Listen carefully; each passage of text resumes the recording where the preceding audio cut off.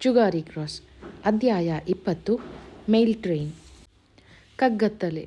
ಮಳೆ ಹಿಡಿದಿದ್ದರಿಂದ ಆಕಾಶದಲ್ಲೆಲ್ಲ ಮೋಡ ಕವಿದು ನಕ್ಷತ್ರಗಳ ಬೆಳಕು ಸಹ ಇರಲಿಲ್ಲ. ರೈಲು ಬರುವುದು ದೂರದಲ್ಲಿ ಕಾಣುತ್ತಿದ್ದ ಚಲಿಸುವ ಬೆಳಕುಗಳಿಂದ ಗೊತ್ತಾಗಬೇಕಿತ್ತೇ ಹೊರತು ರೈಲು ಪ್ಲ್ಯಾಟ್ಫಾರ್ಮಿನ ಒಳಗೆ ಬರುವವರೆಗೂ ಅದರ ಸದ್ದು ಕೇಳಿಸಲೇ ಇಲ್ಲ. ಅಷ್ಟೊಂದು ಗಾಳಿಯ ಸದ್ದು ಇತ್ತು. ಸುರೇಶ, ಗೌರಿ ಇಬ್ಬರನ್ನು ಬಿಟ್ಟರೆ ಅಲ್ಲಿ ರೈಲಿಗೆ ಹತ್ತುವ ಇನ್ನೊಂದು ವ್ಯಕ್ತಿ ಇರಲಿಲ್ಲ. ಇಳಿಯುವವರೇನೋ ಹಲವಾರು ಮಂದಿ ಇದ್ದರು. ಇಬ್ಬರು ಒಂದು ಕಂಪಾರ್ಟ್ಮೆಂಟಿಗೆ ಹತ್ತಿ ಕುಳಿತಾಗ ಆ ಕಂಪಾರ್ಟ್ಮೆಂಟಿನಲ್ಲಿ ಇಬ್ಬರು ಥ್ರೂ ಪ್ಯಾಸೆಂಜರ್ಗಳು ಮಾತ್ರ ಕುರುಗುತ್ತಾ ಕುಳಿತಿದ್ದರು. ಆ ಬಿಕೋ ಎನ್ನುತ್ತಿದ್ದ ಸ್ಟೇಷನ್ನಿನಲ್ಲಿ ತಮ್ಮನ್ನು ಹಿಂಬಾಲಿಸುತ್ತಿದ್ದಾರೆಂದು ಅನುಮಾನಿಸಲು ಸಹ ಗೌರಿಗೆ ಒಂದಿಬ್ಬರು ರೈಲು ಸಿಬ್ಬಂದಿಯವರನ್ನು ಬಿಟ್ಟರೆ ಬೇರೆ ಯಾರೂ ಜನ ಕಣ್ಣಿಗೆ ಬೀಳಲಿಲ್ಲ. ಆದರೂ ಸಹ ಗೌರಿ ಪ್ಲ್ಯಾಟ್ಫಾರ್ಮಿನತ್ತ ನೋಡುತ್ತಲೇ ಇದ್ದಳು, ಕೊನೆಯ ಗಳಿಗೆಯಲ್ಲಿ ಬಂದು ಹತ್ತಿಕೊಳ್ಳುವ ಖೇಡಿಯೊಬ್ಬನನ್ನು ನಿರೀಕ್ಷಿಸುತ್ತ. ಅಷ್ಟರಲ್ಲಿ ರೈಲು ಕಿರೋ ಎಂದು ಒಮ್ಮೆ ಕೂಗಿ ನಿಟ್ಟುಸಿರು ಬಿಡುತ್ತಾ ದಮ್ಮು ಕಟ್ಟಿ ಎಳೆಯತೊಡಗಿತು. ಗೌರಿಯ ಕಣ್ಣೆದುರಿಗೆ ನಿಧಾನವಾಗಿ ಸ್ಟೇಷನ್ನು, ದೇವಪುರದ ದೀಪಗಳು ಎಲ್ಲ ದೂರಾಗತೊಡಗಿದವು. ಗೌರಿಗೆ ಇದ್ದಕ್ಕಿದ್ದ ಹಾಗೆ ತಾವು ಯೋಚಿಸಿದ್ದು, ನಿರೀಕ್ಷಿಸಿದ್ದು, ಅನುಮಾನಿಸಿದ್ದು ಪ್ರತಿಯೊಂದೂ ಭ್ರಾಂತಿ ಎಂದೆನಿಸಿತು. ರೈಲಿನ ಲಯಬದ್ಧ ಚಲನೆ, ತೊಟ್ಟಿಲು ತೂಗಿದಂತೆ ತೂಗುತ್ತಿದ್ದ ಅದರ ಓಲಾಟ ಅವಳಿಗೆ ತಾವು ಏನೋ ಒಂದರಿಂದ ಪಾರಾದ ದೂರವಾದ ನಂಬಿಕೆ ಹುಟ್ಟಿಸಿತು. ಕೈಯಲ್ಲಿ ಹಿಡಿದುಕೊಂಡಿದ್ದ 1.5 ಲಕ್ಷದ ಕಂತೆಯನ್ನು ಮುಂದೆ ಸಿಗುವ ಅಗಾಧವಾದ ಯಾವುದಾದರೂ ಕಮರಿಯೊಂದರೊಳಗೆ ಬೀಸಿ ಎಸೆದು ನಿರಾತಂಕವಾಗಿ ಅಂಬಳದವರೆಗೂ ನಿದ್ದೆ ಮಾಡುತ್ತಾ ಹೋದರೆ ಎಷ್ಟು ಚೆನ್ನ ಎಂದು ಯೋಚಿಸಿದಳು. ರೈಲು ಕಂಪ್ಲೀಟು ಖಾಲಿ. ಬಸ್ಸಿಗೆ ಹೋಗಿ ಹತ್ತಿದವರನ್ನೆಲ್ಲ ಗುಮಾನಿಯಿಂದ ನೋಡುತ್ತಾ ಹೋಗೋದರ ಬದಲು ರೈಲಿಗೆ ಬಂದಿದ್ದು ಒಳ್ಳೆಯದಾಯಿತು.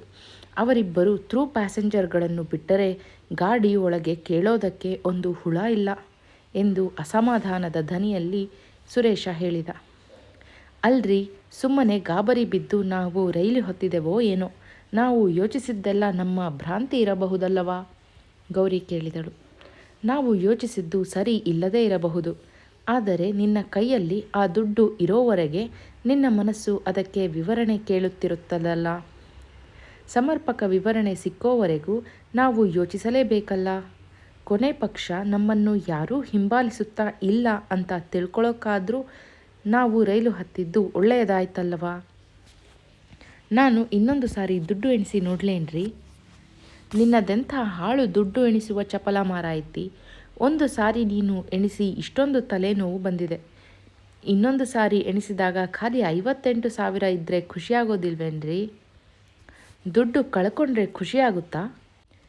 ಥುತ್, ಆ ಹಾಳು 1 ಲಕ್ಷ ಹೆಚ್ಚಿಗೆ ಇರೋದಿಂದರಿಂದಲೇ ಅಲ್ವಾ ಈ ಗೋಳು ಶುರು ಆಗಿದ್ದು ಎಂದು ಗೌರಿ ಎಣಿಸಿ ನೋಡೇ ಬಿಡುವ ಯೋಚನೆಯಲ್ಲಿದ್ದಳು. ನೋಡು, ಅಲ್ಲಿ ಆ ಮೂಲೆಯಲ್ಲಿ ಕೂತಿರೋವರು ಕಳ್ಳರೋ ಕಾಕರೋ ಮರ್ಯಾದಸ್ಥರೋ ಒಂದೂ ಗೊತ್ತಿಲ್ಲ. ಮತ್ತೆ ದಾರಿಯುದ್ದಕ್ಕೂ ಅವರ ಮೇಲೆ ಗುಮಾನಿ ಮಾಡಿಕೊಂಡು ಹೋಗೋದಕ್ಕೆ ಏರ್ಪಾಡು ಮಾಡ್ತಿದೀಯಾ ಅಷ್ಟೆ. ಗೌರಿ ಕೊಂಚ ಯೋಚನೆ ಮಾಡಿ ಆ ಕಡೆ ಕುಳಿತಿದ್ದ ಇಬ್ಬರ ಕಡೆ ಒಮ್ಮೆ ನೋಡಿ, ಎಣಿಸೋದಿಲ್ಲ ಬಿಡಿ, ಸುಮ್ಮನೆ ಅವರಿವರ ಮೇಲೆ ಗುಮಾನಿ ಮಾಡ್ತಾ ದಾರಿ ಸಾಗಿಸೋದು ಯಾಕೆ ಎಂದಳು. ರೈಲಿನ ವೇಗ ಹೆಚ್ಚಾಗುವ ಹಾಗೆ ಕಾಣಲಿಲ್ಲ. ಮಳೆಯ ಒದ್ದೆಗೆ ಕಂಬಿಗಳು ಜಾರುತ್ತಿದ್ದುದರಿಂದ ಎಂಜಿನ್ನಿನ ಚಕ್ರಗಳು ಕಂಬಿಯ ಮೇಲೆ ಸ್ಲಿಪ್ ಆಗುತ್ತಿದ್ದವು. ಆಗೆಲ್ಲ ಚುಸ್ ಪುಸ್ ಎಂದು ಮೆಲ್ಲಗೆ ಇಳಿಯುತ್ತಿದ್ದ ಎಂಜಿನ್ ಜುಗು ಜುಗು ಜುಗು ವೇಗವಾಗಿ ಸದ್ದು ಮಾಡುತ್ತಿತ್ತು. ದೇವಪುರ ಸ್ಟೇಷನ್ ಬಿಟ್ಟು 1/4 ಗಂಟೆಯಾದರೂ ರೈಲು ದೇವಪುರದಿಂದ 2 ಮೈಲು ದೂರದಲ್ಲಿದ್ದ ಹಳೇ ದೇವಪುರ ಅಥವಾ ಕುಂಬಾರಗುಂಡಿ ಸ್ಟೇಷನ್ನನ್ನು ಸಹ ದಾಟಿರಲಿಲ್ಲ. ರೈಲು ಇನ್ನೂ ಚಲಿಸುತ್ತಲೇ ಇರುವಾಗ ಯಾರೋ ರೈಲುಗಾಡಿಯ ಬಾಗಿಲನ್ನು ತೆರೆಯಲು ಪ್ರಯತ್ನಿಸುತ್ತಾ ದಡದಡ ಸದ್ದು ಮಾಡಿದರು. ಸುರೇಶ ಎದ್ದು ಬಾಗಿಲಿಗೆ ಒಳಗಿಂದ ಹಾಕಿದ್ದ ಅಗುಳಿಯನ್ನು ತೆಗೆಯಲು ಪ್ರಯತ್ನಿಸಿದ. ಆದರೆ ಹೊರಗಿದ್ದಾತ ಬಾಗಿಲನ್ನು ಬಲವಾಗಿ ತಳ್ಳುತ್ತಿದ್ದರಿಂದಲೋ ಏನೋ ಸುಲಭದಲ್ಲಿ ತೆರೆಯಲಾಗದೆ ಹೊರಗಿನಿಂದ ತಳ್ಳುತ್ತಿದ್ದವರ ಮೇಲೆ, ಸ್ವಲ್ಪ ತಾಳ್ರಿ, ಯಾಕೆ ಹಾಗೆ ಗಡಿಬಿಡಿ ಮಾಡ್ತೀರಾ ಎಂದು ರೇಗಿದ. ಬಾಗಿಲು ತೆರೆದಾಗ ಸುರೇಶನಿಗೆ ಆಶ್ಚರ್ಯ ಕಾದಿತ್ತು. ಸುರೇಶ ಅರೆ ಎಂದು ಉದ್ಗಾರ ತೆಗೆಯುತ್ತಿದ್ದಂತೆಯೇ ರಾಜಪ್ಪ ಹೆಗಲಿಗೆ ನೇತುಕೊಂಡಿದ್ದ ಚೀಲದೊಡನೆ ಗಡಿಬಿಡಿಯಲ್ಲಿ ಒಳಬಂದ. ಮಳೆಯಲ್ಲಿ ಅವನು ಸಾಕಷ್ಟು ಒದ್ದೆಯಾಗಿದ್ದಂತೆ ತೋರಿತು. ರೈಲು ಇನ್ನೂ ಚಲಿಸುತ್ತಲೇ ಇತ್ತು. ರೈಲು ನಿಲ್ಲೋವರೆಗೆ ತಡೆಯಬಾರದೇನಯ್ಯ? ಹೆಚ್ಚು ಕಡಿಮೆ ಆದರೆ ಈ ಊರಲ್ಲಿ ಒಳ್ಳೆ ಆಸ್ಪತ್ರೆ ಸಹಿತ ಇಲ್ಲ. ಎಂದು ಸುರೇಶ ಎಚ್ಚರಿಸಿದ. ನಾನು ಈ ಸ್ಟೇಷನ್ನಿನಲ್ಲಿ ರೈಲು ನಿಲ್ಲುತ್ತೆ ಅಂತ ತಿಳ್ಕೊಂಡು ಆಗಲಿಂದ ಕಾದಿದ್ದೀನಿ. ಈಗ ರೈಲು ಬರೋ ಹೊತ್ತಿಗೆ ಮೇಲ್ ಟ್ರೈನಿಗೆ ಇಲ್ಲಿ ಸ್ಟಾಪ್ ಇಲ್ಲ ಅಂತ ಹೇಳ್ತಾರಲ್ಲ, ಅದಕ್ಕೆ ಓಡೋಡಿ ಬಂದು ಹತ್ತೇ ಬಿಟ್ಟೆ ಎಂದು ತನ್ನ ಸಾಹಸವನ್ನು ಇವರಿಬ್ಬರೂ ಪ್ರಶಂಸಿಸಬಹುದೆಂದು ಊಹಿಸಿ ರಾಜಪ್ಪ ಹಲ್ಲು ಕಿರಿದ. ಅಲ್ಲವೋ, ನೀನೊಬ್ಬ ವಿಚಿತ್ರ ವ್ಯಕ್ತಿ ಕಣಯ್ಯ. ಬೆಳಗ್ಗೆ ಅತ್ಲಾಗಿ ಹೋದವ ಇಷ್ಟು ಹೊತ್ತಿನವರೆಗೆ ಏನು ಮಾಡ್ತಿದ್ದೆ? ಇದ್ಯಾಕೆ ರಾತ್ರೋರಾತ್ರಿ ಬಂದು ಹೋಗ್ತಾ ಇರೋ ರೈಲಿಗೆ ಹತ್ತಿಕೊಂಡೆ? ಎಲ್ಲಿಗೆ ಹೊರಟಿದ್ದೀಯಾ? ಸುರೇಶ ಆಗತಾನೆ ಒಳಬಂದಿದ್ದ ರಾಜಪ್ಪನ ಮೇಲೆ ಪ್ರಶ್ನೆಗಳ ಮಳೆಯನ್ನೇ ಸುರಿಸಿದ. ಠೇರೋ ತಡಿಯೋ ಮಾರಾಯ, ಒಳ್ಳೆ ಕ್ರಿಮಿನಲ್ ಇನ್ವೆಸ್ಟಿಗೇಟರ್ ಥರ ಪ್ರಶ್ನೆ ಮಾಡ್ತಿದೀಯಲ್ಲ, ಸ್ವಲ್ಪ ಸುಧಾರಿಸ್ಕೊಳ್ತೇನೆ. ರೈಲಿನ ಜೊತೆ ಗಂಟೆಗೆ 20 ಮೈಲಿ ವೇಗದಲ್ಲಿ ಓಡಬೇಕೆಂದರೆ ಹುಡುಗಾಟನ? ಏದುಸಿರು ಬರ್ತಾ ಇದೆ ಎಂದ ರಾಜಪ್ಪ ರೈಲು ಗಾಡಿಯ ಬಾಗಿಲು ಮುಚ್ಚಿ ನಿಂತುಕೊಂಡೇ ಸುಧಾರಿಸಿಕೊಳ್ಳತೊಡಗಿದ. ಅವನು ರೈಲುಗಾಡಿಯ ಜೊತೆ ಕೊಂಚ ದೂರ ಓಡಿದ್ದರಿಂದ ಸುಸ್ತಾಗಿದ್ದಂತೂ ನಿಜ. ಕೂತುಕೊಳ್ಳಿ ಎಂದು ಎದುರಿನ ಬೆಂಚು ತೋರಿಸುತ್ತಾ ಗೌರಿ ರಾಜಪ್ಪನಿಗೆ ಹೇಳಿದಳು. ಓಹ್, ಥ್ಯಾಂಕ್ ಯು ಮೇಡಮ್ ಎನ್ನುತ್ತಾ ರಾಜಪ್ಪ, ಕೂತುಕೊಳ್ಳೋದೇನು, ಮಲ್ಕೊಂಡೇ ಹೋಗುವಷ್ಟು ಜಾಗ ಇರೋ ಹಂಗಿದೆ. ಈ ಕಾರಣಕ್ಕೆ ನಾನು ಇವತ್ತು ರೈಲು ಹಿಡಿದಿದ್ದು ಎಂದು ಕುಳಿತುಕೊಳ್ಳುತ್ತಾ ರಾಜಪ್ಪ ಸುರೇಶನ ಕಡೆಗೆ ತಿರುಗಿ, ನೋಡಯ್ಯ, ಇಡೀ ಜರ್ನಿ ಮಾತಾಡಬಹುದು. ಮನೆಗೆ ಬಂದು ಡಿಸ್ಕಸ್ ಮಾಡಬೇಕೆಂದಿದ್ದನ್ನು ಹೇಳೋದಕ್ಕೆ ನನಗೆ ಒಳ್ಳೆಯ ಸಮಯ ಸಿಕ್ಕಿದ ಹಾಗಾಯಿತು. ಅದಿರಲಿ, ಈ ನಿಮ್ಮೂರಿನ ರೈಲು ಇದೇನು ರೈಲೋ ಎತ್ತಿನ ಗಾಡಿಯೋ? ನನ್ನಂಥ ನಾಗಮಂಗಲದ ಕೋಣ ಸಹ ಓಡಿ ಬಂದು ಹತ್ತಬಹುದು ಅಂದರೆ ಇದು ಎಷ್ಟು ಸ್ಪೀಡಾಗಿ ಹೋಗುತ್ತೆ ನೋಡಿಕೊ ಎಂದು ರೈಲಿನ ಬಗ್ಗೆ ತಿರಸ್ಕಾರ ಪ್ರಕಟಿಸಿದ. ಮೈ ಡಿಯರ್ ಫೆಲೋ, ಇದು ಹೋಗೋ ದಾರಿ ಹಾಗಿದೆ ಕಣಯ್ಯ. ಸ್ಪೀಡಾಗಿ ಏನಾದರೂ ಹೋದರೆ ಒಂದೇ ಸಮ ಯಮಲೋಕಕ್ಕೆ ಹೋಗ್ತೀಯಾ ಅಷ್ಟೆ. ಈ ರೈಲಿಗೆ ರಾತ್ರಿ ಹತ್ತಿರೋದ್ರಿಂದ ನಿನಗೆ ಗೊತ್ತಾಗ್ತಾ ಇಲ್ಲ. ಬೆಳಗಿನ ಹೊತ್ತು ಬಾ, ಆಗ ನಿನಗೆ ಗೊತ್ತಾಗ್ತದೆ ಯಾಕೆ ನಿಧಾನ ಹೋಗ್ತಾನೆ ಅಂತ. ಅದೂ ಅಲ್ಲದೆ ಯಾಕೆ ಬೇಗ ಹೋಗಬೇಕು ಹೇಳು? ಅರ್ಧ ರಾತ್ರಿಯಲ್ಲಿ ತಗೊಂಡು ಹೋಗಿ ಯಾವುದಾದ್ರೂ ಸ್ಟೇಷನ್ನಲ್ಲಿ ಇಳಿಸಿದರೆ ಈ ಕತ್ಲಲ್ಲಿ ಈ ಕಾಡಲ್ಲಿ ನಮ್ಮ ಕತೆ ಏನು? ಯೋಚನೆ ಮಾಡು. ಸ್ಟೇಷನ್ನಿನಲ್ಲಿ ಕಪೆ ಸುತ್ತ ಕೂರೋದರ ಬದಲು ರೈಲ್ವೆಲ್ಲೇ ನಿದ್ದೆ ಮಾಡಬಹುದಲ್ಲ. ಸರಿ ಕಣೋ, ನೀನು ಹೇಳೋದೆಲ್ಲ ಸರಿ. ಆದರೂ ಇಷ್ಟು ನಿಧಾನ ಅಂದ್ರೇನಯ್ಯ? ರೈಲು ಅಂದಮೇಲೆ ಹೆಸರಿಗೆ ಮರ್ಯಾದೆ ಬೇಡವೇನೋ? ಥುತ್ತೆರಿ, ಇದು ಹೋಗೋ ಮರ್ಜಿ ನೋಡಿದರೆ ಬೆಳಗಿನ ಜಾವಕ್ಕೂ ಇದು ಇದ್ದಲ್ಲೇ ಇರೋ ಹಾಗೆ ಕಾಣ್ತದೆ ಎಂದ ರಾಜಪ್ಪ. ಸುರೇಶನ ಯಾವ ಸಮಜಾಯಿಸಿಗೂ ಅವನು ಒಪ್ಪುವ ಹಾಗೆ ಕಾಣಲಿಲ್ಲ. ರೈಲು ನಿಧಾನವಾಗೇ ಚಲಿಸುತ್ತಿತ್ತು. ದಾರಿಯುದ್ದಕ್ಕೂ ಗಳಿಗೆಗೊಮ್ಮೆ ಚಕ್ರಗಳು ಸ್ಲಿಪ್ಪಾಗುತ್ತಾ ಜುಗು ಸದ್ದಾಗುತ್ತಿತ್ತು. ಗೌರಿಗೆ ತಮಗೆ ರೈಲಿನಲ್ಲಿ ಕಂಪನಿ ಕೊಡಲು ಇನ್ನೊಬ್ಬ ಪರಿಚಿತ ಸಿಕ್ಕಿದ್ದು ಸಂತೋಷವಾಯಿತು. ಏನೇ ಆಗಲಿ, ಕಳ್ಳರು ಈಗೇನಾದರೂ ಹತ್ತಿದರೆ ನಮ್ಮದೇ ಮೆಜಾರಿಟಿ ಇರುವುದನ್ನು ನೋಡಿ ಸುಮ್ಮನಾಗಬೇಕಾಗುತ್ತದೆ ಎಂದು ಯೋಚಿಸಿದಳು. ರಾಜಪ್ಪ ಎದುರುಗಡೆ ಬೆಂಚಿನ ಧೂಳು ಹೊಡೆಯುತ್ತಾ ತನ್ನ ಹೆಗಲಿನಲ್ಲಿದ್ದ ಚೀಲ ಪಕ್ಕಕ್ಕಿಡುತ್ತಾ ಕುಳಿತು, ಈಗ ಕೇಳಯ್ಯ ನಿನ್ನ ಪ್ರಶ್ನೆಗಳನ್ನು, ಉತ್ತರ ಕೊಡೋಣ. ರೈಲು ಗಾಡಿ ಬಾಗಿಲು ತೆಗೆಯೋದಕ್ಕೆ ಮೊದಲೇ ಶುರು ಮಾಡಿದ್ಯಲ್ಲ, ಆ ಮಳೆಯಲ್ಲಿ ಫುಟ್ಬೋರ್ಡಿನ ಮೇಲೆ ನಿಂತುಕೊಂಡು ನಿನಗೆ ಹೇಗೆ ಉತ್ತರ ಹೇಳೋದು ಹೇಳು ಎಂದು ಸಾವಧಾನವಾಗಿ ಹೇಳಿದ. ಮಳೆಯಲ್ಲಿ ಸರಿಯಾಗಿ ನೆನೆದ ಹಾಗೆ ಕಾಣ್ತದಲ್ಲೋ? ನಿನ್ನ ಚೀಲದೊಳಗೆ ಟವಲ್ ಏನಾದರೂ ಇಟ್ಟಿದ್ದರೆ ತೆಗೆದು ಒರೆಸಿಕೊ ಎಂದು ರಾಜಪ್ಪನ ಕೂದಲೆಲ್ಲ ಒದ್ದೆಯಾಗಿದ್ದನ್ನು ನೋಡಿ ಸುರೇಶ ಹೇಳಿದ. ಮಾರಾಯ, ಬಟ್ಟೆ ಒದ್ದೆಯಾದರೂ ಪರವಾಗಿಲ್ಲ, ಚೀಲ ಒದ್ದೆಯಾಗಬಾರದು. ನನ್ನದು ಮ್ಯಾನ್ಸ್ಕ್ರಿಪ್ಟ್ ಕಂತೆ ಎಲ್ಲ ಅದರೊಳಗೆ ಇಟ್ಕೊಂಡಿದ್ದೀನಿ. ತಲೆ ಒಂಚೂರು ಒದ್ದೆ ಆಗಿರಬಹುದು, ಅದೇನು ಮಹಾ ಬಿಡು, ಗಾಳಿಗೆ ತಾನಾಗೇ ಆರಿಕೊಳ್ಳುತ್ತೆ ಎಂದು ಬಟ್ಟೆ ಒದ್ದೆಯಾದರ ಬಗ್ಗೆ ನಿರ್ಲಕ್ಷ್ಯ ತೋರಿ ರಾಜಪ್ಪ ಕ್ರಾಪಿನ ಮೇಲೆ ಕೈಯಾಡಿಸಿದ. ರಾಜಪ್ಪ, ನಿನ್ನ ವ್ಯವಹಾರನೇ ನನಗೆ ಅರ್ಥವಾಗ್ತಾ ಇಲ್ಲ. ಬೆಳಗ್ಗೆ ಯಾವುದೋ ಕಡತ ಎಡಿಟ್ ಮಾಡಿಕೊಡಬೇಕಾಗಿದೆ ಅಂತ ಹೇಳಿದವನು ಅದರ ವಿಚಾರ ಮುಂದೇನನ್ನೂ ತಿಳಿಸದೆ ಗಡಿಬಿಡಿಯಲ್ಲಿ ಮಾಯ ಆದೆ. ಈಗ ನೋಡಿದರೆ ಓಡ್ತಾ ಇರೋ ರೈಲೊಳಗೆ ಇದ್ದಕ್ಕಿದ್ದ ಹಾಗೆ ಪ್ರತ್ಯಕ್ಷ ಆಗಿ ನಿನ್ನ ಕಡತದ ಯೋಗಕ್ಷೇಮ ನೋಡುತ್ತಾ ಇದೀಯ. ಇದೇನು ನಿನ್ನ ಕತೆ? ಅದನ್ನು ಯಾಕೆ ಹೊತ್ತುಕೊಂಡು ತಿರುಗ್ತಾ ಇದೀಯಾ? ವಿಚಿತ್ರ ಮನುಷ್ಯ ಕಣಯ್ಯ ನೀನು ಎಂದು ಸುರೇಶ ಆಶ್ಚರ್ಯ ಸೂಚಿಸಿದ. ಸಿಂಪಲ್ ಸುರೇಶ, ಅದರಲ್ಲಿ ಆಶ್ಚರ್ಯ ಪಡುವಂಥದ್ದು ನಿನಗೇನಿದೆ? ನನಗೆ ಅರ್ಥವಾಗ್ತಾ ಇಲ್ಲ. ಬೆಳಗ್ಗೆ ನಿನಗೆ ಹೇಳಿದೆನಲ್ಲ ಆ ಕಡತ, ಅದನ್ನು ರೆಡಿ ಮಾಡಿ ಕೊಡಬೇಕಂತಾನೆ ನಾನು ದೇವಪುರಕ್ಕೆ ಬಂದದ್ದು. ಈಗ ಓಡಿ ಬಂದು ರೈಲಿಗೆ ಹತ್ತಿಕೊಂಡಿದ್ದು ಅದಕ್ಕೆ. ಈಗ ನಿನ್ನಿಂದ ಒಂದು ಕೆಲಸ ಆಗಬೇಕಾಗಿದೆ. ಇಲ್ಲೆಲ್ಲೋ ಅಮ್ಮಾಡಲ ಅಂತ ಒಂದು ಊರಲ್ಲಿ ದೇವಸ್ಥಾನ ಇದೆಯಂತೆ. ನನಗೆ ಒಂಚೂರು ಕರೆಕ್ಟಾಗಿ ಗೈಡ್ ಮಾಡಬೇಕು ಕಣ. ನನ್ನ ಹತ್ತಿರ ಇರೋ ಕಡತದಲ್ಲಿ ಸುಮಾರು ಲೈನುಗಳೇ ಮಿಸ್ಸಿಂಗ್ ಕಣಯ್ಯ. ಎಷ್ಟು ತಿಪ್ಪರಲಾಗ ಹೊಡೆದ್ರೂ ಅವುಗಳನ್ನು ತಿಳ್ಕೊಳ್ಳದೆ ಅದನ್ನು ಎಡಿಟ್ ಮಾಡೋದಕ್ಕೆ ಸಾಧ್ಯವೇ ಇಲ್ಲ. ಈ ಕಡತದ ಇನ್ನೊಂದು ಕಾಪಿ ಏನಾದರೂ ಇದೆಯಾ ಅಂತ ಇಡೀ ರಿಸರ್ಚ್ ಇನ್ಸ್ಟಿಟ್ಯೂಟನ್ನೇ ತಲೆ ಕೆಳಗು ಮಾಡಿ ನೋಡಿದೆ. ಇದರದ್ದು ಮೈಕ್ರೋ ಫಿಲ್ಮು ತೆಗೆದಿಲ್ಲ. ಇದರದ್ದು ಇನ್ನೊಂದು ಕಾಪಿನೂ ಇಲ್ಲ. ಈ ಕಡತ ಬರೆದ ಕವಿ ಇದ್ದಿದ್ದು ಅಮ್ಮಾಡಲ ಊರಿನ ದೇವಸ್ಥಾನದಲ್ಲಂತೆ. ಆದ್ದರಿಂದ ಈ ಕವಿಯೂ ಇಲ್ಲಿಯವನೇ ಅಂತಾಯಿತು. ಅಮ್ಮಾಡಲ ದೇವಸ್ಥಾನದ ಕವಿಯಾದ್ದರಿಂದ ಈ ಕಡತದ ಪ್ರತಿಗಳು ಅಲ್ಲಿರೋದು ಗ್ಯಾರಂಟಿ. ಅದ್ಯಾವ ಊರು, ಅದ್ಯಾವ ದೇವಸ್ಥಾನ ನನಗೆ ತಿಳಿಸಬೇಕು ನೀನು. ಇದನ್ನು ಎಡಿಟ್ ಮಾಡಿ ರೆಡಿ ಮಾಡಿ ಕೊಡೋದಕ್ಕೆ ನಿನ್ನ ಕೈಯಲ್ಲಿ ಏನು ಸಹಾಯ ಆಗ್ತದೆ ಮಾಡಿಕೊಡಬೇಕು. ಆಯಿತು ತಾನೇ? ನಾನು ನಿನ್ನ ಹತ್ತಿರ ಡಿಸ್ಕಸ್ ಮಾಡೋದಕ್ಕೆ ಬರುತ್ತೇನೆ ಅಂತ ಹೇಳಿದೆನಲ್ಲ, ಇನ್ಯಾವುದಕ್ಕೂ ಅಲ್ಲ ಇದಕ್ಕೆ. ರಾಜಪ್ಪ, ನಾನು ಯೂನಿವರ್ಸಿಟಿ ಬಿಟ್ಟು ಎಷ್ಟು ದಿನ ಆಯಿತು? ಹಳಗನ್ನಡ ಓದಕ್ಕೆ ಸಹಿತ ಮರೆತು ಹೋಗಿರುತ್ತೆ. ಅಂಥದ್ರಲ್ಲಿ ನಾನು ಸಹಾಯ ಮಾಡೋದು ಅಂದರೆ ಹೇಗೋ? ನನಗೆ ಈಗ ಆ ಹಳೆಗನ್ನಡದ ಚಂಪೂ ಕಾವ್ಯಗಳು, ಆ ರಳಕುಳಕ್ಷಳಗಳು, ಷಟ್ಪದಿರಗಳೇ ಎಲ್ಲ ನೆನೆಸಿಕೊಂಡ್ರೆ ನಡುಕ ಬರುತ್ತೆ ಎಂದು ಸುರೇಶ ಹೇಳುತ್ತಿರಬೇಕಾದರೆ ರೇಗಿದ ರಾಜಪ್ಪ ಅವನನ್ನು ಅರ್ಧಕ್ಕೆ ಮಾತು ನಿಲ್ಲಿಸುವಂತೆ ಮಾಡಿ, ನೋಡೋ, ನಿನ್ನದು ಅವೆಲ್ಲ ಸ್ಟಂಟು ಬೇಡ. ನೀನು ಈಗ ಇಲ್ಲೆಲ್ಲೋ ಕೊಂಪೆ ಸೇರಿರಬಹುದು. ನಿನ್ನ ಹಣೆ ಬರಹ. ನಾನೇನು ಮಾಡೋಕ್ಕಾಗುತ್ತೆ? ಆದರೆ ನಿನ್ನ ಹೊಗಳೋದಕ್ಕಲ್ಲ, ಸತ್ಯವಾಗಲು ಹೇಳೋದಾದರೆ ನಮ್ಮ ಪ್ರೊಫೆಸರ್ ಹೋದ ಮೇಲೆ ಹಳೆಗನ್ನಡ ಪಾಂಡಿತ್ಯ ಇರೋರು ನಿನ್ನ ಬಿಟ್ಟರೆ ಇನ್ಯಾರೂ ಇಲ್ಲ. ನಿಜವಾಗಿಯೂ ಇನ್ನೂ ಯಾರಾದರೂ ಇದ್ದಾರೆ ಅನ್ನಿಸಿದರೆ ಅವರ ಹೆಸರು ಹೇಳು. ನಾನು ಸಂತೋಷವಾಗಿ ಅವರ ಹತ್ತಿರನೇ ಹೋಗುತ್ತೇನೆ.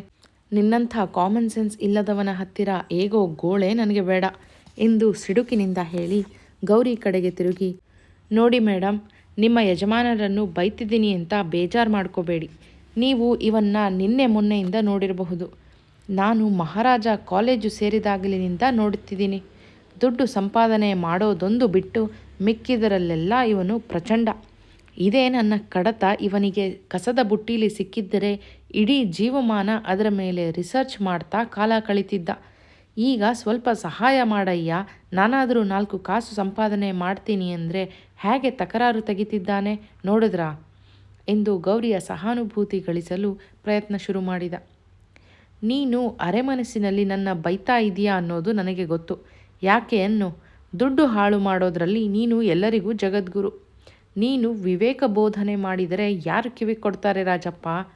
ನನ್ನ ಈ ಸದ್ಗುಣಗಳನ್ನೆಲ್ಲ ನೋಡೇ ಅವಳು ನನ್ನ ಮದುವೆ ಆಗಿರೋದ್ರಿಂದ ಕಟ್ಟಿಕೊಂಡವರಿಗೆ ಕೋಡಿಂಗ ಮುದ್ದು ಎನ್ನುವ ಹಾಗೆ ನಿನ್ನ ಬೈಗುಳ ಎಲ್ಲ ಅವಳಿಗೆ ಹೊಗಳಿಕೆ ಥರ ಕಾಣಬಹುದು ಕಣೋ ಎಂದು ಸುರೇಶ ಹೇಳುತ್ತಿರಬೇಕಾದರೆ ಗೌರಿ ಇವರಿಬ್ಬರ ಮಾತೂ ತನ್ನ ಕಡೆಗೆ ತಿರುಗಿಸಿದ್ದನ್ನು ನೋಡಿ, ಸಾಕು ಸುಮ್ಮನೆ ಇರ್ರಿ, ಅದ್ಯಾವ ದೇವಸ್ಥಾನ, ಅಲ್ಲಿ ಏನಾದರೂ ಇವರಿಗೆ ಬೇಕಾಗಿರೋ ಕಡತ ಸಿಗುತ್ತಾ, ವಿಚಾರಿಸಿ ಸಹಾಯ ಮಾಡಿದರೆ ನಿಮ್ಮದೇನು ತಲೆ ಹೋಗುತ್ತಾ ಎಂದು ಜೋರು ಮಾಡಿದಳು. ಅಮ್ಮಾಡಲ ಅನ್ನೋ ಊರಿನ ಹೆಸರೇ ಕೇಳಿಲ್ಲವಲ್ಲೇ ನಾನು. ಜುಗಾರಿ ಕ್ರಾಸಿನ ಆಸುಪಾಸಿನಲ್ಲಿ ಯಾವ ದೇವಸ್ಥಾನದ ಅವಶೇಷವೂ ಇಲ್ಲವಲ್ಲೇ. ಇವನೇನಾದರೂ ಮಾಡ್ಲಾ ಊರನ್ನೇ ಅಮ್ಮಾಡಲ ಅಂತಿದ್ದಾನೋ ಏನೋ? ಇರಬಹುದು ಬಿಡಯ್ಯ. ಈ ಕಾವ್ಯ 300 ವರ್ಷ ಹಿಂದಿನದು. ಅಷ್ಟು ಹಿಂದೆ ಅದಕ್ಕೆ ಹೇಗೆ ಕರೀತಿದ್ರೋ ಏನೋ ಯಾರಿಗೆ ಗೊತ್ತು. ಅಲ್ಲಿ ಏನಾದರೂ ದೇವಸ್ಥಾನ ಇದೆಯಾ? ದೇವಸ್ಥಾನದ ಆಸ್ತಿ ಅಂತ ಪುಸ್ತಕ ಅದು ಇದು ಇದೆಯಾ? ದೇವಸ್ಥಾನ ಇರಲಯ್ಯ, ಅಲ್ಲಿ ಯಾವ ನರಮನುಷ್ಯನೂ ಇರೋ ಮಟ್ಟಿಗೆ ಕಾಣೆ. ಯಾವುದೋ ಒಂದು ಕಾಲದಲ್ಲಿ ದೇವಸ್ಥಾನ ಇತ್ತಂತೆ. ಈಗ ಅಲ್ಲಿ ಕಾಡು ಬಿಟ್ಟು ಇನ್ನೇನೂ ಇಲ್ಲ. ಆ ದೇವಸ್ಥಾನದ ಉಂಬಳಿ ಅಂತ ಅಲ್ಲೊಂದು ಹಾಳು ಅಡಕೆ ತೋಟ ತೋರಿಸ್ತಾರೆ. ಅದು ಯಾರಿಗೆ ಸೇರಿತ್ತೋ, ಯಾರು ಅದನ್ನು ಈಗ ನೋಡಿಕೊಳ್ಳುತ್ತಾರೋ ನನಗೆ ಚೂರೂ ಗೊತ್ತಿಲ್ಲ. ಅಕಸ್ಮಾತ್ ನಿನಗೋಸ್ಕರ ನಾನು ಅದನ್ನು ಹುಡುಕಿದರೂ ನಿನಗೆ ನಿನ್ನ ಕಡತದ ಮೂಲ ಪ್ರತಿ ಸಿಗೋದು ಅಸಾಧ್ಯವೆಂದೇ ಹೇಳಬಹುದು. ನನ್ನ ಉತ್ಸಾಹಕ್ಕೆ ತಣ್ಣೀರೆರಚುತ್ತಾ ಇದೆಯಾ ನೀನು ಸುರೇಶ? ಅಷ್ಟೊಂದು ದೂರದಿಂದ ನಾನು ಬಂದಿದ್ದು ವ್ಯರ್ಥ ಆಗುತ್ತಲ್ಲಯ್ಯ. ನನ್ನ ಕರ್ಮ ನೋಡು, ಯಾವನೋ ಹೊಸದ ಕಗ್ಗ ಕಟ್ಟಿಕೊಂಡು ಊರೂರು ತಿರುಗಬೇಕಾಗಿರೋದು. ನಿನ್ನ ತಲೆನೋವನ್ನು ತಂದು ನನಗೆ ಅಂಟಿಸಬೇಕು ಅಂತಿದ್ದೀಯಾ? ಅಡ್ರೆಸ್ ಇಲ್ಲದ ಊರಲ್ಲಿ ಒಂದಾನೊಂದು ಕಾಲದಲ್ಲಿ ದೇವಸ್ಥಾನ ಇತ್ತು ಅನ್ನೋ ಕತೆ ಕಟ್ಟಿಕೊಂಡು ಇಲ್ಲಿಯವರೆಗೆ ಬಂದಿದ್ದೀಯಲ್ಲ. ಹಿಂದೆ ಕುದುರೆ ಬೆನ್ನು ಬಿದ್ದು ದೇಶಾಂತರ ತಿರುಗುತ್ತಿದ್ದೆಯಲ್ಲ, ಆ ಚಾಳಿ ನಿನಗೆ ಇನ್ನೂ ಹೋಗಿರೋ ಹಾಗೆ ಕಾಣಲ್ಲ ಕಣೋ. ನೋಡೋ ಸುರೇಶ, ನೀನು ಒಳ್ಳೆ ಮಾತಲ್ಲಿ ನನಗೆ ದೇವಸ್ಥಾನ ತೋರಿಸಿ ಹಸ್ತಪ್ರತಿ ಹುಡುಕಿಕೊಟ್ಟೆಯೋ ಸಮ. ಇಲ್ಲದಿದ್ದರೆ ಇನ್ನೂ ದೊಡ್ಡ ತೊಂದರೆಗೆ ಸಿಕ್ಕಿ ಹಾಕಿಕೋತೀಯ. ಆ ಹಸ್ತಪ್ರತಿಯಲ್ಲಿ ಇಲ್ಲದಿರೋ ಸಾಲುಗಳನ್ನೆಲ್ಲ ನೀನೇ ಕರೆಕ್ಟಾಗಿ ಛಂದಸ್ಸು, ಮಾತ್ರೆ, ಗಣ ಎಲ್ಲ ನೋಡಿ ಬರದೇ ಕೊಡಬೇಕಾಗುತ್ತೆ. ಈಗಲೇ ಹೇಳಿಬಿಟ್ಟಿದ್ದೀನಿ, ಹುಷಾರ್ ಎಂದು ಸುರೇಶನಿಗೆ ಬೆದರಿಸುವವನಂತೆ ಮಾತಾಡುತ್ತಾ ರಾಜಪ್ಪ ತಮಾಷೆ ಮಾಡಿದ. ಕಗ್ಗತ್ತಲಲ್ಲಿ ರೈಲು ನಿಂತಿದೆಯೋ ಮುಂದುವರಿಯುತ್ತಿದೆಯೋ ಎನ್ನುವುದು ಸಹ ಗೊತ್ತಾಗುತ್ತಿರಲಿಲ್ಲ. ರಾಜಪ್ಪ ಹಳೆಗನ್ನಡದ ಕಾವ್ಯಗಳಲ್ಲಿ ಖಾಲಿ ಬಿದ್ದಲ್ಲಿ ಏನೇನಿತ್ತು ಅಂತ ಪತ್ತೆ ಮಾಡಿ ತುಂಬಿಸೋದು ಏನು ಬಾಳೆಹಣ್ಣು ತಿಂದಂಗೆ ಅಂತ ತಿಳ್ಕೊಂಡ್ಯಾ? ನಾನು ನೀನು ಸೇರಿಕೊಂಡು ಮನಸ್ಸಿಗೆ ಅನ್ನಿಸಿದ್ದನ್ನು ತುಂಬಿ ಪ್ರಕಟಿಸಿದರೆ ನಮ್ಮ ಕನ್ನಡ ಪಂಡಿತರುಗಳೆಲ್ಲ ಕಾದುಕೊಂಡಿರುತ್ತಾರೆ ನಿನ್ನ ಜನ್ಮ ಜಾಲಾಡಕ್ಕೆ. ಇನ್ನೊಂದು ಪ್ರತಿ ಯಾರ ಹತ್ತಿರಾನೂ ಇಲ್ಲದಿದ್ದರೆ ಅವರು ಜಾಲಾಡೋದು ಹೇಗಯ್ಯ? ನೀನು ಬರ್ಕೊಟ್ಟಿದ್ದೇ ಕೊನೆ ಮಾತಲ್ವಾ ಎಂದು ರಾಜಪ್ಪ ಸುರೇಶನಿಗೆ ಸಮಜಾಯಿಷಿ ಕೊಟ್ಟ. ನಿನ್ನ ಕಡತ ಒಂಚೂರು ಇತ್ಲಾಗಿ ಕೊಡು ರಾಜಪ್ಪ. ಅದೇನು ಕಗ್ಗ ಹೊಸತಿದ್ದಾನೆ ಈ ಕವಿ ಅಂತನಾದರೂ ನೋಡೋಣ. ಈ ಕವಿಯ ಹೆಸರು ಅದೇನಂತ ಹೇಳಿದೆ ಬೆಳಗ್ಗೆ? ಮರೆತೇ ಹೋಯಿತು ನನಗೆ ಎಂದು ಜ್ಞಾಪಿಸಿಕೊಳ್ಳಲು ಪ್ರಯತ್ನಿಸುತ್ತಾ ಸುರೇಶ ಕಡತ ತೆಗೆದುಕೊಳ್ಳಲು ಮುಂದೆ ಬಾಗಿದ. ಗುರುರಾಜ ಪಂಡಿತ ಇವನ ಹೆಸರು ಸಹಿತ ನಾನು ಇಲ್ಲಿಯವರೆಗೆ ಕೇಳಿರಲಿಲ್ಲ. ಇವನ ಪುಸ್ತಕ ಎಡಿಟ್ ಮಾಡಿ ಪ್ರಕಟಿಸಿ ಯಾರಿಗೆ ಏನಾಗಬೇಕಾಗಿದೆಯೋ ದೇವರಿಗೇ ಗೊತ್ತು. ಜುಗಾರಿ ಕ್ರಾಸ್ ಅಧ್ಯಾಯ 21 ಉತ್ತುಂಗರಾಜನ ಕಥೆ. ಮಳೆ ಹಿಡಿಯುತ್ತಿದ್ದಂತೆಯೇ ದೇವಪುರದ ಗಿರಿ ಶಿಖರಗಳಿಗೆಲ್ಲ ಮೋಡ ಮುಸುಗುತ್ತದೆ. ಅನಂತರ ಮೋಡ ನಿಧಾನವಾಗಿ ಗಿರಿಗಳ ಕಣಿವೆ ತಪ್ಪಲುಗಳ ಕಡೆಗೆ ಕುಸಿಯುತ್ತದೆ.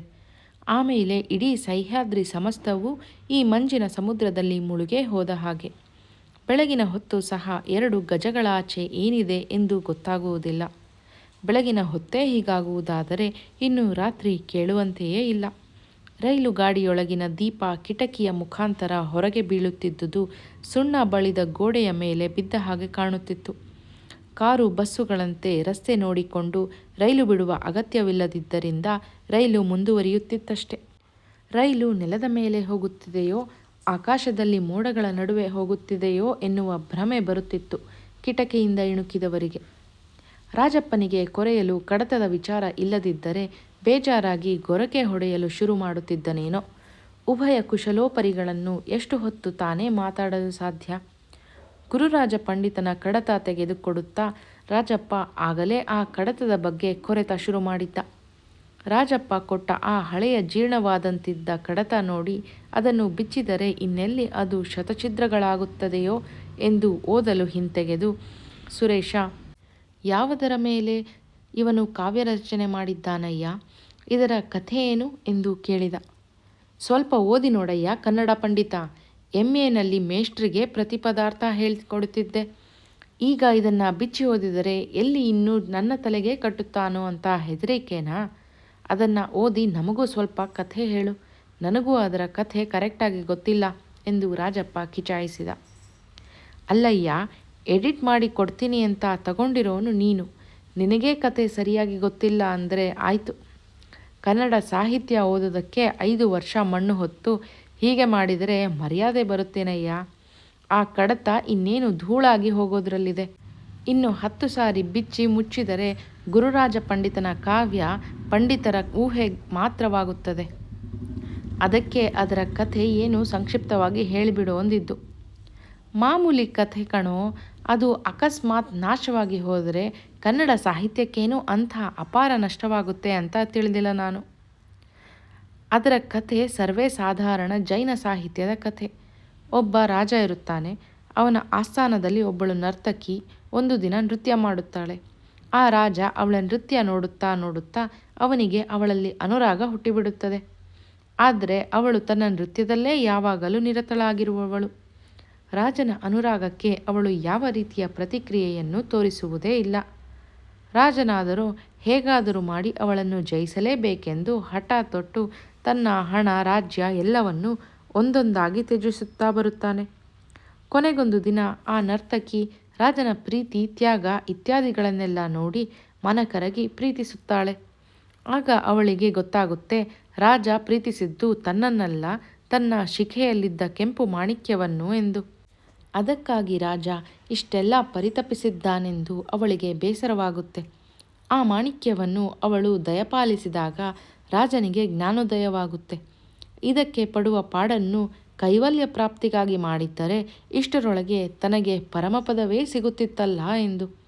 ತಕ್ಷಣ ಆಕೆಯ ಪದತಲದಲ್ಲೇ ತಪಸ್ಸಿಗೆ ಕುಳಿತು ನಿರ್ವಾಣ ಪಡೆಯುತ್ತಾನೆ. ಇದು ನಾನು ಓದಿದಾಗ ತಿಳಿದುಕೊಂಡ ಕಥೆ. ಈ ರಾಜ ಜೈನ ಮುನಿಯಾಗಿ ನಿರ್ವಾಣ ಪಡೆದುಕೊಂಡ ಸ್ಥಳವೇ ಅಮ್ಮಾಡಲ ದೇವಸ್ಥಾನ ಇದ್ದ ಜಾಗ ಇರಬೇಕೆಂದು ನನ್ನ ಊಹೆ. ಇದೇನೂ ಅಮೋಘ ಸಾಹಿತ್ಯ ಅಲ್ಲ. ನಮ್ಮ ವಡ್ಡಾರಾಧನೆಯಲ್ಲಿ ಈ ಥರದ ಮುನಿಗಳ ಕಥೆಗಳು ಇದಕ್ಕಿಂತ ಚೆನ್ನಾಗಿರುವವು ಬೇಕಾದಷ್ಟು ಇಲ್ಲವೇನಯ್ಯ. ಸ್ಕೂಲು ಮಕ್ಕಳಿಗೆ ಪಠ್ಯಪುಸ್ತಕ ಅಂತ ಇಟ್ಟು ಕಡ್ಡಾಯ ಮಾಡಿ ಓದಿಸಬೇಕೇ ಹೊರತು ತಾವಾಗೇ ದುಡ್ಡು ಕೊಟ್ಟು ಪುಸ್ತಕ ಕೊಂಡು ಇದನ್ನು ಯಾರೂ ಓದಲಾರರು. ನಾನಂತೂ 1.5 ಲಕ್ಷದ ಆಸೆಗೆ ಇದನ್ನು ಹಿಡಿದುಕೊಂಡು ಓಡಾಡುತ್ತಿದ್ದೇನೆಯೇ ಹೊರತು ಇದನ್ನು ಪರೀಕ್ಷೆಗಿಟ್ಟಿದ್ದರೂ ಸತ್ಯವಾಗಿಯೂ ಓದುತ್ತಿರಲಿಲ್ಲ. ರಾಜಪ್ಪ ಗುರುರಾಜ ಪಂಡಿತನ ಕಾವ್ಯದ ಕಥೆ ಹೇಳಿ ಮುಗಿಸಿದ. ಸುರೇಶನಿಗೆ ಕಥೆ ಕೇಳಿ ಆಶ್ಚರ್ಯವಾಯಿತು. ಈ ಕವಿಯ ಹೆಸರು ಕೇಳಿದರೆ ಈತ ಬ್ರಾಹ್ಮಣನೆನ್ನಿಸುತ್ತದೆ.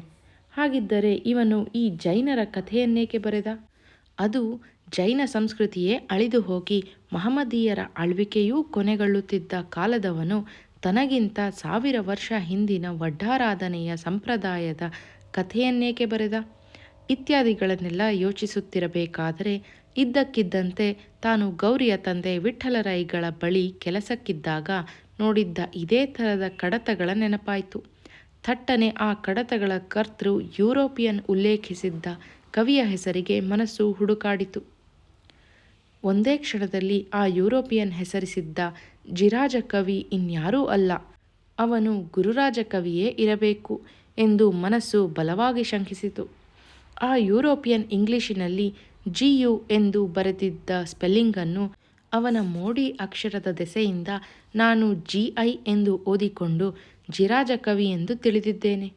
ಯೋಚಿಸಿದಂತೆ ಸುರೇಶನ ಅನುಮಾನ ಸ್ಪಷ್ಟವಾಗುತ್ತಾ ಕೊಂಚ ಹೊತ್ತಿನೊಳಗೆ ನಿಸ್ಸಂದೇಹವಾಗಿ ಗುರುರಾಜ ಕವಿಯನ್ನೇ ಆ ಯುರೋಪಿಯನ್ ತನ್ನ ಡೈರಿಯಲ್ಲಿ ಉಲ್ಲೇಖಿಸಿರುವುದೆಂದು ನಿರ್ಧರಿಸಿದ.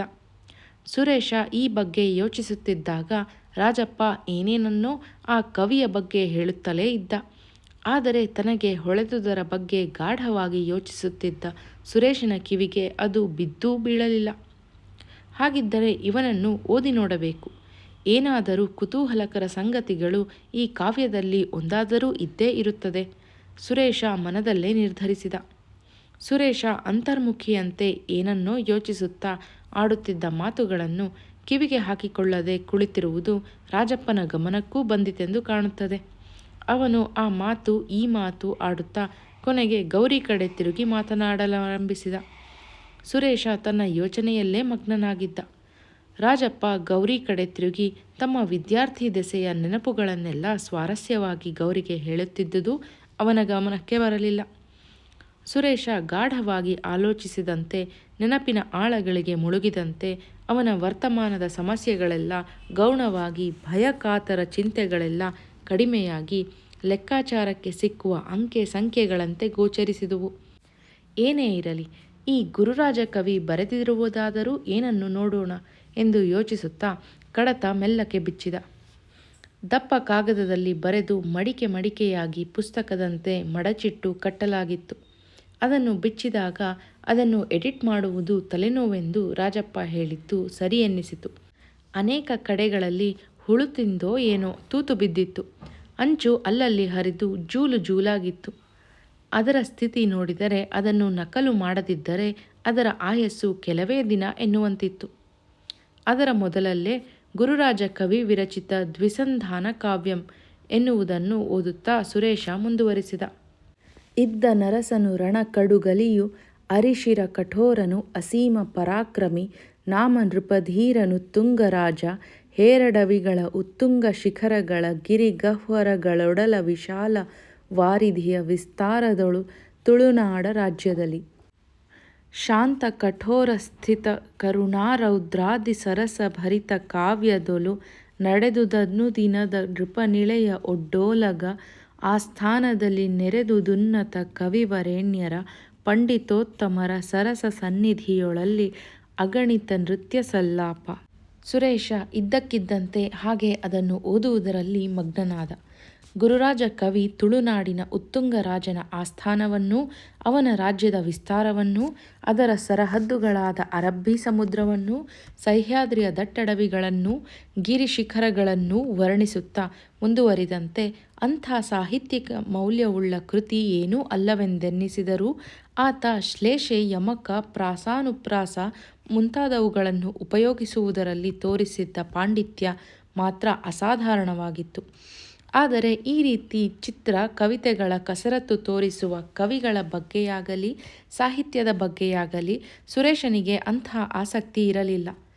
ಪದ ಒಡೆಯದೆ ಚರಣಗಳನ್ನು ಮಾತ್ರ ನಿರ್ದೇಶಿಸಿ ಉದ್ದಕ್ಕೆ ಬರೆದುಕೊಂಡು ಹೋಗಿದ್ದ ಗುರುರಾಜ ಕವಿಯ ಕಾವ್ಯ ರಚನಾ ವಿಧಾನವಂತೂ ಅವನನ್ನು ಸುಲಲಿತವಾಗಿ ಓದಲು ತುಂಬ ತೊಂದರೆ ಕೊಡುತ್ತಿತ್ತು. ಯಾವುದೋ ಒಂದು ಪದ್ಯ ಓದುತ್ತಾ ಅದರ ಪದ ಒಡೆದು ಅರ್ಥೈಸಿಕೊಂಡು ಓದಲು ಸುರೇಶ ಹೆಣಗುತ್ತಿರಬೇಕಾದರೆ ಅವನಿಗೆ ಹಠಾತ್ತನೆ ಹೊಳೆಯಿತು, ಇದು ಲಿಪಿಕಾರನ ತಪ್ಪಲ್ಲ, ಕವಿಯೇ ಉದ್ದೇಶಪೂರ್ವಕವಾಗಿ ಹೀಗೆ ಬರೆದಿದ್ದಾನೆ. ಓದುವವರು ಬೇರೆ ಬೇರೆ ರೀತಿ ಪದಚ್ಛೇದ ಮಾಡಿದ ಹಾಗೂ ಈ ಕಾವ್ಯ ಬೇರೆ ಅರ್ಥ ಕೊಡುತ್ತದೆ. ಅದಕ್ಕೆ ಈ ಕವಿ ಇದರ ಮೊದಲಲ್ಲೇ ದ್ವಿಸಂಧಾನ ಕಾವ್ಯ ಎಂದು ಹೇಳಿಕೊಂಡಿದ್ದಾನೆ. ಹಾಗಿದ್ದರೆ ಇದು ಕೊಂಚ ಕ್ಲಿಷ್ಟವಾದ ಕಾವ್ಯವೇ ಸರಿ. ಎಂದರೆ ರಾಜಪ್ಪ ಹೇಳಿದ ಹಾಗೆ ಇದು ಕೇವಲ ಉತ್ತುಂಗರಾಜನ ಜೈನ ಮುನಿಯಾಗಿ ಕೈವಲ್ಯ ಪದವಿ ಪಡೆದ ಕತೆ ಮಾತ್ರವಲ್ಲ. ಹಾಗಾದರೆ ಈ ಕಾವ್ಯದೊಳಗೆ ಇನ್ನೇನೋ ಅರ್ಥ ಇದೆ. ರಾಜಪ್ಪ ಹೇಳಿದ ಕಥೆಯ ಪೂರ್ವಗ್ರಹದ ದೆಸೆಯಿಂದ ಅದು ನನಗೆ ಹೊಳೆಯುತ್ತಿಲ್ಲ. ಈ ಕಾವ್ಯ ಯಾವ ಛಂದಸ್ಸಿನಲ್ಲಿ ಬರೆದಿದ್ದಾನೆ? ಷಟ್ಪದಿಯೋ, ಸರಳ ರಗಳೆಯೋ, ವೃತ್ತ ಕಂದಗಳೋ, ಸಾಂಗತ್ಯವೋ? ಓದು ಮುಗಿಸಿ ಎಷ್ಟೋ ದಿನ ಆದ ಮೇಲೆ ಈಗ ಅದನ್ನೆಲ್ಲ ಜ್ಞಾಪಿಸಿಕೊಳ್ಳುವುದೆಂದರೆ ಹೇಗೆ? ಎಲ್ಲೋ ಹೇಗೋ ಪದಚ್ಛೇದ ಬದಲಿಸಿದರೆ ಬೇರೆ ಅರ್ಥ ಬರುತ್ತದೆ. ಸ್ವಲ್ಪ ಬುದ್ಧಿಗೆ ಕಸರತ್ತು ಕೊಡಬೇಕು. ಸುರೇಶನಿಗೆ ವಿಚಿತ್ರ ಅನ್ನಿಸಿತು. ಪ್ರಪಂಚವೆಲ್ಲ ಶೇಷಪ್ಪನ ವಿಚಿತ್ರ ಕನ್ನಡಿಯ ಪ್ರತಿಬಿಂಬದಂತೆ ಕಾಣುತ್ತಿದೆಯಲ್ಲ ಎಂದು ಯೋಚಿಸಿದ. ಈ ಗುರುರಾಜ ಕವಿಯ ವಿಚಿತ್ರ ಕಗ್ಗ ಯಾವ ಕ್ಲಾಸಿಗೆ ಯಾರು ಪಠ್ಯಪುಸ್ತಕ ಮಾಡುತ್ತಾರೆಂದು 1.5 ಲಕ್ಷ ಕೊಟ್ಟು ರಾಜಪ್ಪನ ಕೈಲಿ ಎಡಿಟ್ ಮಾಡಿಸುತ್ತಿದ್ದಾರೆ. ಇವನು ಯಾಕೆ ಇದನ್ನು ಹೊತ್ತುಕೊಂಡು ಜುಗಾರಿ ಕ್ರಾಸಿನಲ್ಲಿ ತಿರುಗುತ್ತಿದ್ದಾನೆ? ರಾಜಪ್ಪ ತಾನು ಬಂದಿದ್ದಕ್ಕೆ ಕೊಟ್ಟ ವಿವರಣೆ ಸುರೇಶನಿಗೆ ಅಷ್ಟೊಂದು ಸಮಾಧಾನ ತರಲಿಲ್ಲ. ಬೆಳಗಿನಿಂದ ಸುರೇಶನಿಗಾದ ರಹಸ್ಯಮಯ ಅನುಭವಗಳ ಸಂದರ್ಭದಲ್ಲಿ ಸುರೇಶ ಚಿಂತಿಸುತ್ತಿದ್ದುದರಿಂದಲೋ ಏನೋ ಅವನ ಕೈಯಲ್ಲಿದ್ದ ಗುರುರಾಜ ಕವಿಯ ಕಾವ್ಯ ಕೂಡ ಏನೋ ರಹಸ್ಯವನ್ನೊಳಗೊಂಡಿದ್ದಂತೆ ನಿಗೂಢವಾಗಿ ತೋರತೊಡಗಿತು. ನಿಧಾನವಾಗಿ ಚಲಿಸುತ್ತಿದ್ದ ರೈಲು ಮೂವರಿಗೂ ನಿಂತಂತೆನಿಸಿದ್ದರಿಂದ ಸುರೇಶ ಓದುವುದನ್ನು ನಿಲ್ಲಿಸಿ ಕಾವ್ಯದಿಂದ ಕಣ್ತೆಗೆದು ರಾಜಪ್ಪ ಗೌರಿಯ ಕಡೆಗೆ ನೋಡಿದ. ಆ ದಾರಿಯಲ್ಲಿ ಪರ್ವತಗಳ ಕಿಬ್ಬಿಯ ಮಧ್ಯದಲ್ಲಿ ಕುಮರಿ ಎನ್ನುವ ಸ್ಟೇಷನ್ ಒಂದಿತ್ತು. ಆ ಸ್ಟೇಷನ್ನಿಂದ ಕುಮರಿ ಊರು 11 ಮೈಲು ಆಚೆ ಇದ್ದರೂ ಆ ಸ್ಟೇಷನ್ನಿಗೆ ಮತ್ತೇನೆಂದು ಕರೆಯಲು ಗೊತ್ತಾಗದೆ ಅದಕ್ಕೆ ಕುಮರಿ ಎಂದು ಕರೆಯುತ್ತಿದ್ದರೆಂದು ಕಾಣುತ್ತದೆ. ಅಲ್ಲಿ ಹತ್ತುವವರು ಇಳಿಯುವವರು ಯಾರೂ ಇರುತ್ತಿರಲಿಲ್ಲ.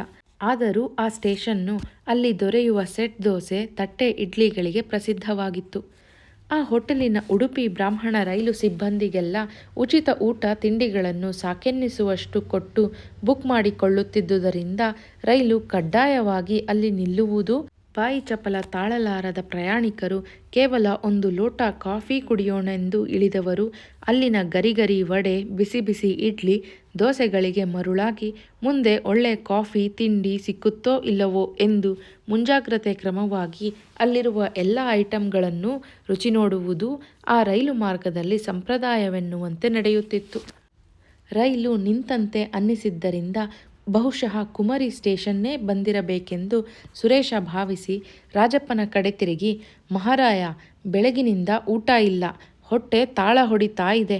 ಕುಮರಿ ಸ್ಟೇಷನ್ನಿನಲ್ಲಿ ಒಂಚೂರು ಕಾಫಿ ತಿಂಡಿ ತಿಂದು ಮಾತಾಡೋಣ. ನಿಮ್ಮಿಬ್ಬರಿಗೂ ಗಾಡಿಗೇ ತಿಂಡಿ ಕಳಿಸುತ್ತೇನೆ.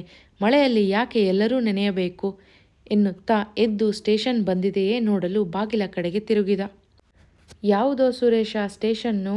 ದೇವಪುರ ಬಿಟ್ಟು ಮುಂದೆ ಬಂದಿದೆಯೇನಯ್ಯ ಈ ಹಾಳು ರೈಲು. ಸುತ್ತ ಮಂಜು ಮುಸುಕಿರೋದ್ರಿಂದ ನಮಗೆ ದೇವಪುರದ ಪೇಟೆ ದೀಪಗಳು ಕಾಣ್ತಿಲ್ಲ ಅಷ್ಟೆ. ಮಂಜು ಮುಸುಕಿದ ಈ ಕತ್ತಲಲ್ಲಿ ಗಾಡಿ ಒಳಗೆ ಕುಳಿತುಕೊಂಡು ಎಲ್ಲೆಲ್ಲೋ ಹೋದ ಹಾಗೆ, ಯಾವುದೋ ಸ್ಟೇಷನ್ ಬಂದ ಹಾಗೆ ನೀನು ಕನಸು ಕಾಣ್ತಿದೀಯ. ಕುತ್ಕೋ ಎಂದು ರಾಜಪ್ಪ ಸುರೇಶನನ್ನು ಹಾಸ್ಯ ಮಾಡಿದ. ಸುರೇಶ ಬಾಗಿಲು ತೆರೆದು ಹೊರಗಿಣುಕಿದ. ಯಾವ ಸ್ಟೇಷನ್ನೂ ಕಾಣಲಿಲ್ಲ. ಸ್ಟೇಷನ್ನಿನ ದೀಪಗಳು ಸಹ ದೂರದಲ್ಲೆಲ್ಲೋ ಮಿನುಗುತ್ತಲೂ ಇರಲಿಲ್ಲ.